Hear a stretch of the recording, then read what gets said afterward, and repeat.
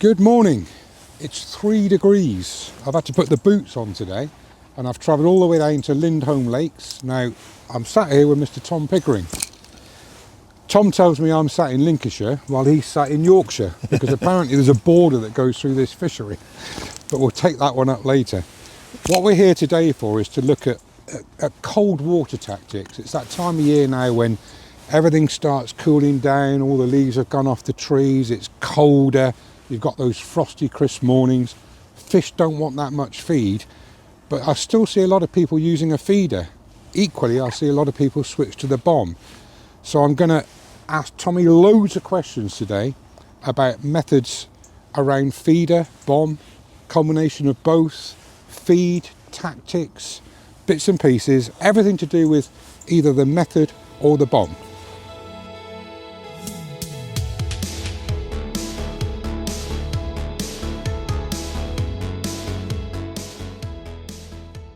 Tom, first of all, it's cold, isn't it? Very cold, but it is winter. Sometimes well, it is. we forget that I've had to it put is my winter. boots on this morning, first time this year. Oh no, mine have been and out. bib and brace as well. Yeah, well, I mean, that's the first lesson in the winter. The first lesson in the winter is get warm. Yeah. You can't fish if you're not warm. No. And a lot of people make that mistake. And you know, we've got the boats, we've got thermals on. If it were windy, I'd put my brolly behind me and get cosy. Because if you're cold, you just can't fish. You can't concentrate. And when you're fishing for a few fish, a few bites, the number one thing is concentration. You can't be sat here shivering thinking I wish I were at home, because it's just no good. You'll be casting out too much, casting it wrong spot, not thinking about it. So the first thing to do in the winter, get warm, overclose yourself. You can always take them off, but if it gets cold you can put them back on. It's really important. I see you got the flask as well. Oh, I have that. It's summer, so don't worry about that. That goes everywhere. So look, I've been here in the summer, and I mean this is an awesome fishery, and I've seen some big weights come out of here. The fish are going mad. They want loads of food, but you know it's changed now. It's a quite a bleak day. Yeah. There is a chill in the air. If you're coming to a place like this in the winter, and don't get me wrong, I mean obviously people are still out on the bank at this time of year. Is it now time to step off that feed and the method feeder and switch to different methods, i.e. the bomb? Well, this is one of my favourite times of year. I love, believe it or not, I love this time of the year for fishing, because it becomes feeder and bomb fishing. And it don't bother me which it is. It's about what the fish want. If the fish want more bait, you'll put a feeder on, or they're coming to the bait, you'll put a feeder on, and if they don't, if they're still coming to loose feed, you'll fish with a bomb. So both have something in your armoury. But I don't worry about what I'm using. I'm just worried about what the fish want, and that's the key, is to work out what the fish want. And that's the secret, really. And I think looking at all the recent matches now over the last 2 or 3 weeks, there seems to have been a change, from the mass weights off the method feeder to not low weights, still some good weights, but I'm seeing a lot of match anglers shining through now, where as you say, they're having to work out where the fish are, how they want it, how much they want. It's more of a thinking game, isn't it, the bomb fishing? A lot of people say it's chuck it and chance it, but it's further. You couldn't be any further from the truth, because you've got to work out, is it feed or bomb? Then you've got to work out the location, where the fish are, and in the winter, that is the number one thing. The number one thing is the location of the fish. And usually if you're a pleasure fisherman, you want to catch some fish, if you go to water that is new to you, just go to the widest, openest water, and that's where the fish will be. They'll be in the middle. So give me a scenario then. So give me a scenario for a pleasure angler at this time of year who comes to a fishery. He's got one bomb rod and one feeder rod. What should he do to start off with? Right. There's two things you first of all do. For example, you can come to Lindholm Lakes, you can speak to the manager, Alex, and he'll tell you where to go. That's one thing. Don't take it by chance. Just speak to the people behind the shop. They want you to come back. They want you to catch fish. And the second thing, if there is nobody there, just go to the lake and look for the biggest, widest open water. Fish there, because that's where usually the fish are in the winter. Okay. And then, if you're going to decide you're not sure which to fish, what I would normally do is, because it's wide and open, is I'd usually start off on a feeder. I usually start off with a little method feeder or a hybrid style feeder, and I'll start with that, I put a little bit of bait in, and if you don't catch anything, then you can change. But what I do personally, I'll be fishing a feeder, but I'll always be firing my pellets out or my corn out. Right. On exactly the same spot. Usually same to line. start with, on the same spot. Yeah. And what the giveaway is, if you cast out and your tip's like that, and then when you fire pellets in and your tip goes like that, you know that they're coming to the loose feed, and then you can change to the bomb. Right. So what size feeder? At this time of year? At this time of year, very rarely I will use less than a 28, 30, 32 gram, roughly around 30 gram. Right. I think people fish with too light a feeder sometimes, and I like a 30 gram. And one of the reasons why I like a 30 gram is it's more versatile. So, example here today, if I'm fishing there, I'm catching a few fish, then they back away, that feeder will cast me another 5 metres.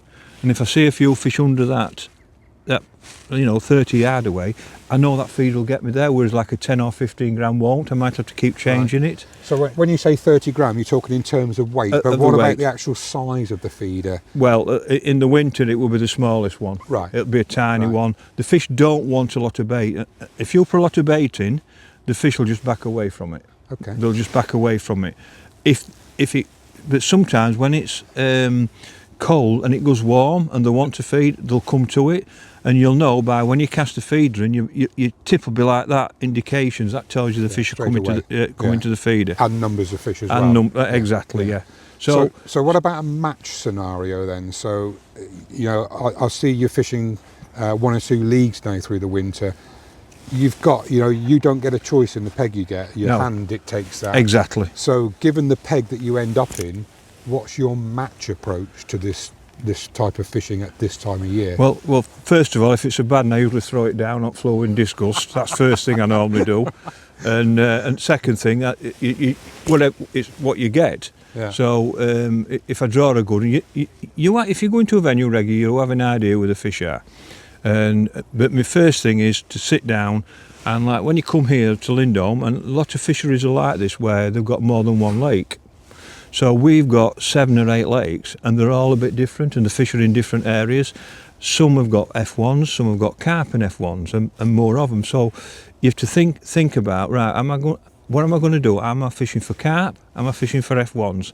And that is a massive difference, like huge. What I mean by that is, for example, if I come here and I go on loco, I know I've got to catch some carp.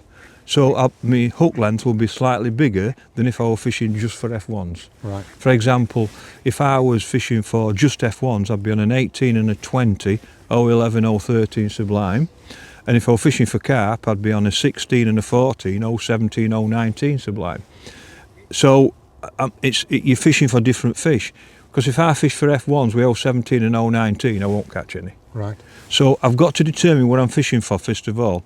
So we're on this lake today, which is Willows, and I know that I'm mainly fishing for F1s with an odd carp. So my hook length will straight away be like an 013 Sublime and a size 18 hook, because that gives me a chance of both. So that's the first thing I've got to do, decide what my terminal tackle is going to be. Then I've got to decide on, right, am I fishing a feeder for carp, or am I just casting a bomb and bread, bomb and corn? So I'm looking to decide on what them two things are, or am I fishing a feeder to catch the carp? So usually I've got bowls set up, so I can cast between the two. And then, depends on where I am, but the number one thing this time of year is that, the catapult. And when you're bomb fishing, the thing is about when the setup, it's pretty simple. Anybody can do the setup, but what they can't do is feed it right. And I have certain rules and certain things that I do, and a catapult is so important, and how you use it. It's one of the most important things for bomb fishing. Okay. So when I set my match up, it's about what I'm fishing for to my terminal tackle and how I'm going to feed it. When I'm fishing for carp or F1s, and it makes a huge difference because when you come to a fishery like this, your F1s might average £3, so they're almost like a carp. But you won't catch them. You won't catch the F1s if you fish 017 and 019 upland. Too heavy. They just won't have it. They just won't. Even in a feeder, they still won't have it. It's really important that. So that's why when I'm fishing for F1s, I use a softer rod, and so I can use a smaller hook, so that I get the bites and I get them out easy. Okay. Because if you don't, you won't catch them. We'll come to the kit in a second. So I'm picking up from that, you know, if I was a newbie to the sport, I think, you know, really good advice there from Tom. You know, go to the shop on the site, speak to the people that run the 100%. fishery. Yeah. You know, from a match angler's point of view, look at the recent results, you know, during the week before, or talk to friends that fish it, decide what you're going to fish for. We'll look more in detail at the kit in a minute. We're just going to see, well, we've just started the day off now, so I'm just going to let Tom fish for a couple of minutes and just see if we can put our first fish in the net.